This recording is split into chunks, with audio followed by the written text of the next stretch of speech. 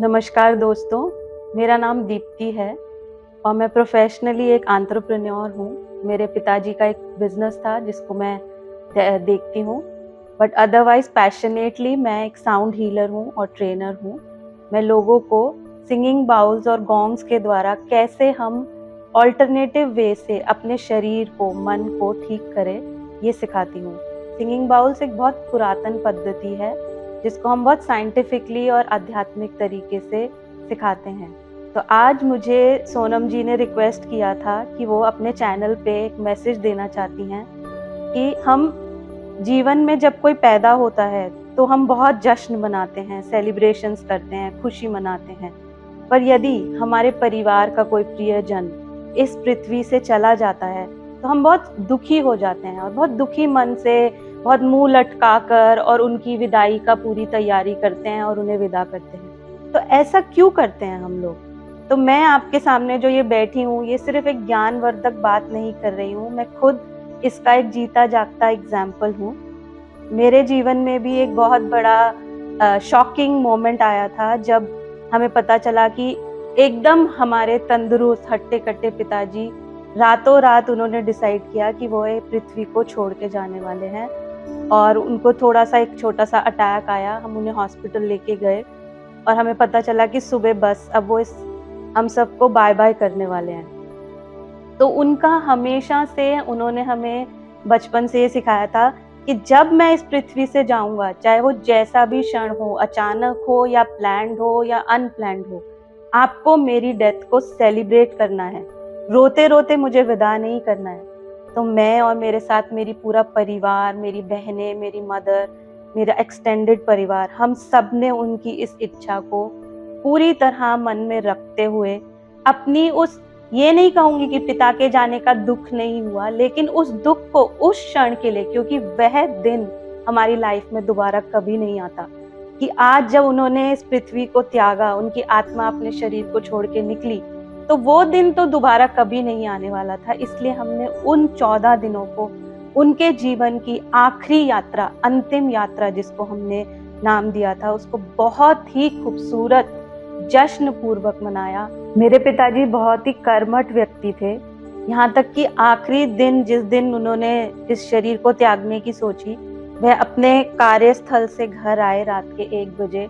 हम सब ने मिलकर एक साथ खाना खाया। उन दिनों थोड़ा मौसम बहुत स्मॉग वाला सीजन चल रहा था, तो उन्होंने सबको बोला कि सब टाइमली घर आ जाओ और सबने हमने मिलके एक साथ डिनर किया और हम सब अपना-अपना रूम में चले गए सोने।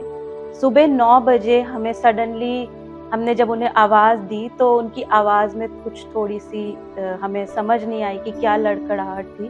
फिर हम उन्हें हॉस्पिटल लेके गए, हमने उनको दिखाया तो डॉक्टर ने कुछ एक छोटा-सा ब्रेन में इश्यू बताया। फिर हमने एज़ यूजुअल जैसे मेडिकल में सब लोग करते हैं, हमने भी उनको मेडिकल फैसिलिटीज़ प्रोवाइड करवाई। पर अगले दिन रात को, शाम को सब उनसे जब उनके परिवारजन मिलने आ रहे थे, तो हम चारों बहनों को, हम 4 बहनें हैं, हम चारों बहनों को एक बहुत स्ट्रॉन्ग इंट्यूशन आई कि अब पापा ने डिसाइड कर लिया है ये शरीर को छोड़ेंगे, क्योंकि उन्होंने अपनी पूरी लाइफ एकदम एक हेल्दी हट्टे-कट्टे इंसान की तरह बिताई और वो कभी भी वेजिटेबल स्टेट में लाइफ को जीना पसंद नहीं करते थे। जैसे मैंने आपको बताया कि लास्ट डे भी वो अपना काम कर घर आए थे। तो हम चारों बहनों को ये बहुत स्ट्रॉन्गली, एक इंट्यूटिवली उन्होंने मैसेज भेजा कि अब आप रेडी हो जाओ, कल सुबह मेरा इस जीवन से प्रस्थान करने का समय आ चुका है। तो फिर हम चारों ने बहुत स्ट्रॉन्गली मदर के साथ डिसाइड किया। हमने अपने पूरे घर को खूबसूरत, जैसे हम शादी के उत्सव में डेकोरेट करते हैं, हमने हमारे फ्लारिस्ट को बुलाया, पूरा उन्हें डेकोरेट, पूरा हमने घर को डेकोरेट किया। फिर उनको जब हम बहुत अच्छे से वहाँ से उनके क्लोथ्स चेंज करके हॉस्पिटल से एक राजा की तरह हम उनको वैन में घर लेकर आए और हम लोगों ने कोई जल्दी नहीं करी। जैसे कि कोई भी डेथ होती है, सब लोग आकर बोलते हैं, अरे शरीर आ गया, जल्दी करो, फटाफट से अंतिम यात्रा निकालो, उनको विदा करो। हमने पूरा एक दिन हमारे पिताजी के साथ वहाँ बिताया। उनको हमने एक फ्रिज होता है या कोल्ड स्टोर जैसे बोलते हैं, उसमें रख के उनके पार्थिव शरीर को, और शरीर नहीं, हमने बकायदा हमारे पिताजी को वहाँ पर रखा पूरी रात हम सब सिस्टर्स, हमारे जो इतने क्लोज रिलेटिव्स थे सारे, मेरी मासी चाचा, हम सब लोग एकत्रित हो गए वहां पे। और उस रात हमने उनके साथ पूरी रात बैठ के ध्यान में बिताई। यहाँ तक कि हमने खूब हंसी भी उड़ाई, उनकी सारी बातें याद की। खूब उनको हंसने का शौक था, जोक्स करने का शौक था, और उनके बारे में हमने एक दूसरे के साथ बैठ के बातें करी। इतना हंसे और खूब मजे से ध्यान पूर्वक उनके साथ वो आखिरी रात बिताई। फिर सुबह हमने पूरी यात्रा को अच्छे से सजाया फूलों से। सारे लोग नाचते हुए, हमने आर्मी बैंड बुलाई, जो आप शादियों में बैंड बुलाते हैं, हमने वो बैंड को बुलाया। और पूरा प्रोसेशन हमने हंसते हुए, गाते हुए, चैंट करते हुए, गायत्री मंत्र, महामृत्युंजय मंत्र, ये सब चैंटिंग करते हुए हम उनकी यात्रा को अंतिम निवास तक ले गए। जो अंतिम निवास है नोएडा में, वो भी उन्हीं का क्रिएट किया हुआ है। उनकी ये बिल्कुल ड्रीम थी कि जब भी कोई अंतिम निवास पर अंतिम यात्रा लेके अपने किसी प्रियजन की आए, तो इसी स्वरूप से आए, हंसते हुए, नाचते हुए, जश्न मनाते हुए। क्योंकि उन्होंने, जो भी एक आत्मा है जो एक शरीर में आई है, वो एक डिसीजन लेकर आती है कि मैं इस दिन आऊंगी, इतना जीवन में जीऊंगी, ये मेरे जीवन का पर्पस होगा, और इस दिन मैं इस जीवन को, इस शरीर को त्याग कर आगे बढ़ जाऊंगी। तो जब हम लेकर आते हैं उस प्रिय आत्मा को एक बच्चे के रूप में अपने घर में, तो इतनी खुशी से लेकर आते हैं। फिर वो एक जीवन जीती है, अपने जो भी कार्य हैं उन्हें पूरा करती है, पर्पस को पूरा करती है। फिर जब वो जाने का डिसीजन ले लेती है, तो उसको क्यों नहीं हम सराहते, उसको क्यों नहीं हम एक्सेप्ट करते। तो ये बहुत बड़ी अहम बात है, क्योंकि वो उस सोल का ही डिसीजन है कब उसे पैदा होना है और कब उसे इस जीवन से अलविदा कहना है। फिर सुबह हमने उनके पार्थिव शरीर को, जैसे मैंने आपको बताया कि हम लोग बहुत उत्सव मनाते हुए, नाचते गाते हुए अंतिम यात्रा उनकी हमने निकाली। और आने वाले 14 दिनों को भी हमने बहुत ही प्यारे ढंग से बिताया। हमने ब्रह्मा कुमारीज, क्योंकि ब्रह्मा कुमारीज मेरे फादर बहुत जाया करते थे नोएडा के सेंटर पे, तो ब्रह्मा कुमारीज की दीदी को हमने 7 डे के लिए हमने हमारे सारे परिवार के साथ राज योगा मेडिटेशन करी। एवरी डे हम 1 घंटा राज योगा मेडिटेशन करते थे। शाम को हम 2 घंटे का लाइव कीर्तन करते थे। फिर इन बिटवीन हम मेडिटेशन करते थे। हम बैठ के कोई गॉसिप्स वगैरह नहीं करा करते थे। हम सब परिवार मिलके उनकी अच्छी अच्छी बातें याद करते, ध्यान करते, हंसते, कीर्तन करते, मेडिटेट करते। ऐसे करते करते हमने वो पूरे 14 दिन जो है उनकी याद में एक साथ एक परिवार की तरह रह के, और हमने बहुत अच्छे अच्छे पकवान भी खाए। खूब अच्छे से उनकी जो जो फेवरेट चीजें थी वो हम बनाकर, हम सब आपस में एक साथ बैठकर मिलकर खाते थे। और मैं आपको एक और खूबसूरत बात बताती हूँ कि उनकी 4 बेटियां थी और मेरे चाचा हैं, उनके 2 बेटे और 1 बेटी है। तो हम 5 बेटियों ने और 2 बेटों ने हमने मिल के उनके पार्थिव शरीर को अंतिम मुखाग्नि दी। कहते हैं कि सिर्फ बेटा देता है, ऐसा नहीं होता। जो सबसे ज्येष्ठ औलाद होती है परिवार की, उसको हक होता है। वो हमारे स्क्रिप्चर्स में भी लिखा है। तो ज्येष्ठ औलाद को ओवर द इयर्स लोगों ने पुत्र का रूप दे दिया। ऐसा नहीं होता। जो आपके परिवार की ज्येष्ठ औलाद है, उसको हमारे स्क्रिप्चर्स ने राइट दिया है कि वह उस पार्थिव शरीर को अंतिम मुखाग्नि दे। तो मैंने और मेरी सिस्टर्स ने, हम सब ने मिलके इस पूरे उनके प्रोसेशन को, और यहाँ तक कि मुखाग्नि भी हम लड़कियों ने ही दी। और उनके साथ काफी सारी लड़कियों की उत्थार की जो है स्टोरीज जुड़ी हुई हैं। तो मेरी फैमिली में बहुत एक्सटेंडेड लड़कियां भी हैं। हमारा इतना एक खूबसूरत सा वो माहौल बना कि हम सब लड़कियां उनकी पार्थिव शरीर को जब हम अग्नि दे रहे थे, सब परिक्रमा ले रहे थे। It was like one scene जो कभी, वंस इन रेयर कभी आप देखेंगे कि किसी ने अपने यहाँ पर किसी के प्रियजन की मृत्यु पर ऐसा सीन हुआ। और यहाँ तक कि आप सब सुन के हंसेंगे कि हमने वहां पर डीजे का भी इंतजाम किया था अंतिम निवास पर। और जब हमने उनके शरीर को अग्नि दी, उसके बाद हमने उसको सेलिब्रेट किया बहुत खूबसूरत तरीके से। स्पिरिचुअल कवालीस चलाकर हम सब ने वहाँ भी नृत्य किया।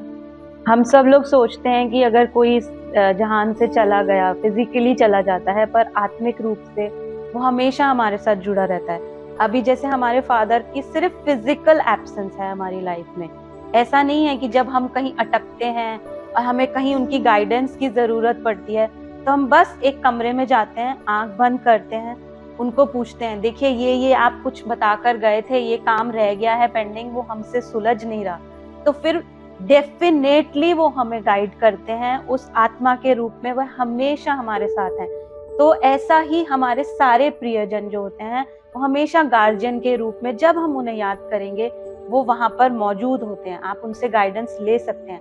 मेरी सिस्टर को बिज़नेस में, मुझे कभी अपनी लाइफ में कोई भी डिसीजन जहाँ मैं अटकती हूँ और मैं नहीं ले पाती हूँ, तो मैं सिंपली आँख बंद करती हूँ, उनको बुलाती हूँ, पूछती हूँ और मेरे को मेडिटेटिव वे में ही सारे आंसर्स, या तो कभी मेरी नींद में, कभी मेरी मेडिटेशन में, शब्दों के रूप में, विजन के रूप में, हमेशा वो गाइड करते हैं। तो फिजिकल एब्सेंस जरूर होती है, बट आत्मिक प्रेजेंस हमेशा हमारे प्रियजन की हमारे साथ रहती ही है। तो दोस्तों, जीवन जैसे उत्सव है, वैसे ही मृत्यु भी एक बहुत खूबसूरत जर्नी है।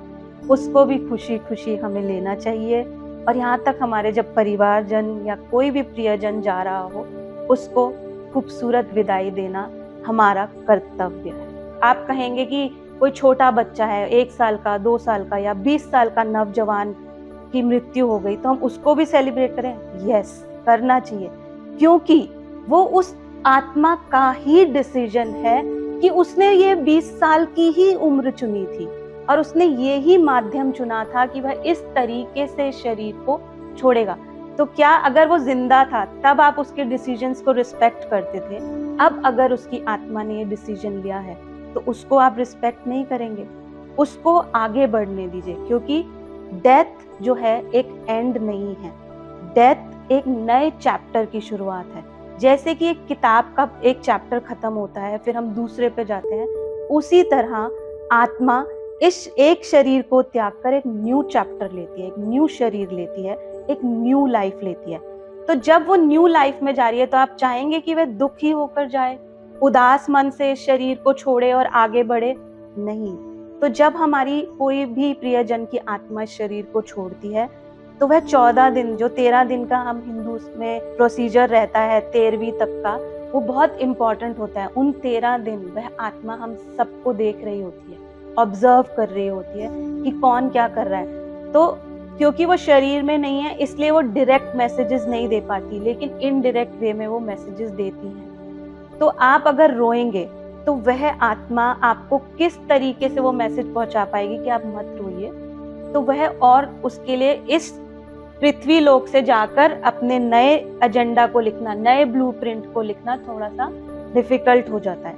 इसीलिए डेथ को सेलिब्रेट करना बहुत ही बहुत ही बहुत आवश्यक है। हमें सबको अपने प्रियजनों की डेथ सेलिब्रेट करनी चाहिए, और मेडिटेटिव तरीके से, आध्यात्मिक तरीके से उनको अलविदा कहना चाहिए। ना कि अगर उस क्षण में रोना आ रहा है, तो रोना कोई गलत बात नहीं है, रोना इज ओके, बट हम उसको ग्लानि पूर्वक ना रोएं, गिल्ट से ना रोएं, इससे ना रोएं कि हाय वो चला गया, हाय वो चला गया। नहीं, इट्स ओके, उनका ये डिसीजन था, वह चले गए, अब वह आगे अपने जीवन में नई जो भी यात्रा शुरू करने जा रहे हैं, उसके लिए हम उनको ब्लेसिंग देते हैं, और उनसे भी ये प्रे करते हैं कि हमें अपनी जो उन्होंने वैक्यूम क्रिएट कर दिया हमारी लाइफ में जाने के बाद, उसको हमको स्ट्रेंथ दें कि हम उससे ओवरकम करके हम उनके जो दिए हुए रास्ता है, उनके जो दिए हुए मैसेजेस हैं, उनके जो दिए हुई हमको तरीके हैं जीने के, उस पर हम चलकर उनके दिए मैसेजेस को और आगे बढ़ा सकें। जैसे हमारे फादर ने हमें सिखाया कि जीवन एक उत्सव है, वैसे ही मृत्यु भी एक उत्सव है, और उसे हमें मनाना है। तो हम अपना जीवन भी बहुत उत्साहित होकर जीते हैं। एवरी डे, एवरी मोमेंट हम सेलिब्रेट करते हैं। जिस तरीके से हमारे फादर, चाहे वो कहीं से भी फेल होकर आते थे, फॉर एग्जाम्पल सो कॉल्ड, जिसको हम फेलियर कहते हैं, तब भी वो आकर जश्न मनाते थे। हमारे घर में पार्टी होती थी, जरूर वो कभी हमें बाहर ले जाते थे, डिनर करवाते थे। चाहे वो सक्सेसफुल होकर आते थे, तब भी वो उत्सव मनाते थे। उसी तरीके से हम भी उत्सव अपने जीवन का मनाते हैं, और यहाँ तक हमने अपने आने वाली पीढ़ी को भी ये सिखाया है कि जब हम जाएंगे इस जहां से, आप हमें हंसते खेलते नाचते हुए ही विदा करना, तो यह उनका जो मैसेज है हम आप सब तक पहुंचाना चाहते हैं। तो मैं आपको यही कहूंगी, जीवन भी एक उत्सव है, मृत्यु भी उत्सव है। यदि हमने जीवन को बहुत उत्साहित होकर खुशी-खुशी बिताया, तो मृत्यु में जाते हुए हमें कोई भय नहीं होगा। हम उसी उल्लास से, उसी उत्सव से मृत्यु में भी प्रवेश कर सकते हैं।